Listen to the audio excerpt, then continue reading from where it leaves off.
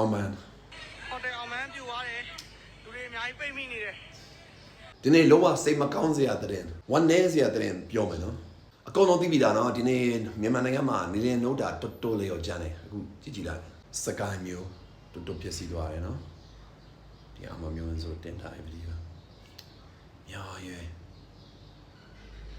ဒီနေ့ဖြစ်တယ်နော် ဟာလိုက်ကြောပါပြီ စကိုင်းကတော့အဟောင်းဟာမန္တလေး တိုင်းလူကြလူရှိရတယ် ပုံနဲ့ကတ်ကျိုးတွေလည်းအကုန်ပြိုကျပါ ဒါ တော့ နဲ့မန္တလေး ဒီလိုအချိန်တွေကမကောင်း မန္တလေးလေးဆိုတော့မန္တလေးတက္ကသိုလ်မှာမိလောင်နေအဲ့ဒါနေရင်လုံးပြီးတော့ဖြစ်တယ်ဒီနေ့မြန်မာနိုင်ငံမှာဖြစ်ခဲ့တဲ့နေရင်လောက်တာက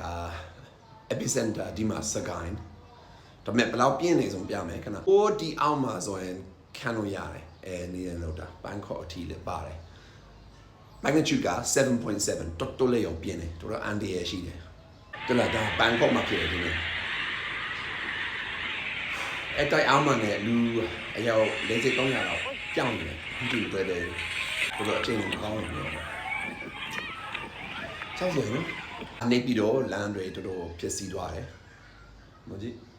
ဒီမှာ inlay မှာဖြစ်တယ်နလျင်လောက်တာဖြစ်တာအခု6နိုင်9နိုင်ပဲရှိတယ်ဒါနဲ့ဘလောက်ဆိုးရဲဆိုအခုထိမသိသေးဘူးเนาะ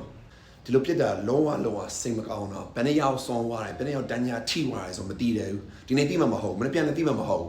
ဟိုတပတ်ကနှစ်ရက်လောက်ဆိုသိမှာပေါ့ဒါပေမဲ့အချိန်တွေတော်တော်ဆိုးလာပြီလို့ထင်တယ်အားလုံးကိုပေးခင်ပါစေနော်